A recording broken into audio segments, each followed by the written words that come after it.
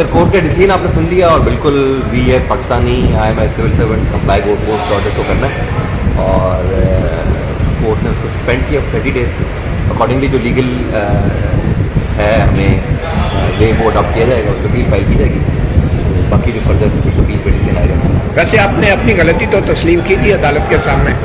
नहीं, आपने शायद कोर्ट को फॉलो नहीं किया। जी जी। उसमें प्रॉपर आर्गूमेंट किए गए कि जो MPO इशू हुआ और उसका बेसिस रिपोर्ट्स थी इंटेलिजेंस ब्यूरो की और स्पेशल ब्रांच की और उसके बाद डिस्ट्रिक्ट इंटेलिजेंस कमेटी है जिसमें तमाम एजेंसीज जो पाकिस्तान के इदारे हैं वो मेंबर्स होते हैं, वो एक कमेटी कन्वीन हुई और उन्होंने कंसेंसस से डिसीजन दिया कि ये लॉ एंड ऑर्डर का इशू बनेगा अगर MPO इशू नहीं हुआ और उसको डिटेन नहीं किया गया।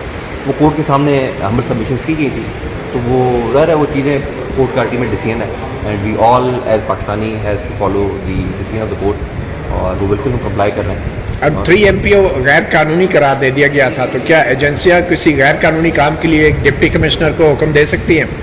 मेरा आपने शायद अगेन वो IC फॉलो नहीं की, वो जो MPO सस्पेंड हो गया है तो अगेन पावर आर बैक। देखिए बात ये है कि लेकिन उससे पहले हुआ था ये नहीं शरियार आफिदी के केस की बात करें जी, उस वक्त तो सस्पेंशन थी और उसके बाद भी जो कोर्ट ने सस्पेंड किया वो भी ICA में वो ऑर्डर। लेकिन जब ऑर्डर जारी किया क्या उस वक्त वो सस्पेंडेड था 3 MPO? नहीं, बिल्कुल नहीं। तो वो गैर कानूनी था मानते हैं? नहीं, सस्पेंडेड नहीं था, मैं यही तौर कर रहा हूँ। देखें आपने यही बात की ना कि पावर सस्पेंडेड थे, मैं वही अर्ज कर रहा हूँ कि पावर सस्पेंडेड नहीं थे। जब पावर सस्पेंडेड नहीं थे तो गैर कानूनी कैसे हो गया?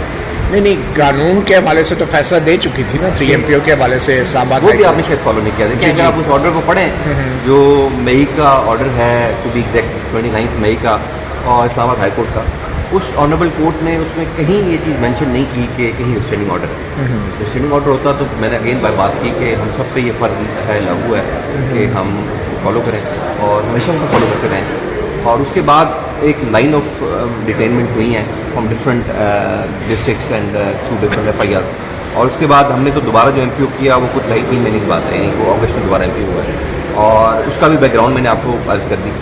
तो जो लीगल चीज़ें अवेलेबल थी हमारे पास वो हमने उसको फॉलो किया, कोर्ट में हमारे सबमिशन भी की गई और आज कोर्ट का डिसीजन वो भी आपके सामने आप सारा फॉलो करते रहे। इट हैज़ बीन 7 मंथ्स वो जब इनिशिएट हुई थी ये कंटेम्प्ट अगस्त में गलत हुई थी एंड टुडे 1 मार्च।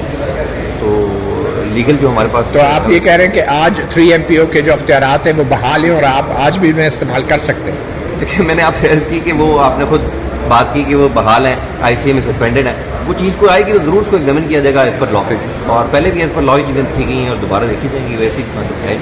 देखिए अगेन वही बात है कि हम इधर जो खड़े हैं तमाम गवर्नमेंट सर्वेंट्स जो इस मुल्क में हैं वो और तमाम सिटीजन भी इवन कोर्ट का एहतराम करते हैं और कोर्ट के एहतराम में ही जो है वो एक जस्टिस है और सक्सेस है सब और उसी तरह इंशाल्लाह कोर्ट का एहतराम किया जाएगा। कोर्ट के जो ऑर्डर्स होते हैं वो मनोमम हम पहले भी मानते रहे और भी इंशाल्लाह मानेंगे। Thank you. जी मैडम, अपील तो कर रहे हैं जी, वो तो हमारे लीगल राइट है, वो तो लीगल राइट अगर ना की तो फिर 30 दिन लीगल राइट है वो देने का, जो लीगल राइट है वो तो इंशाल्लाह वेल किया जाएगा पूरा। Thank you.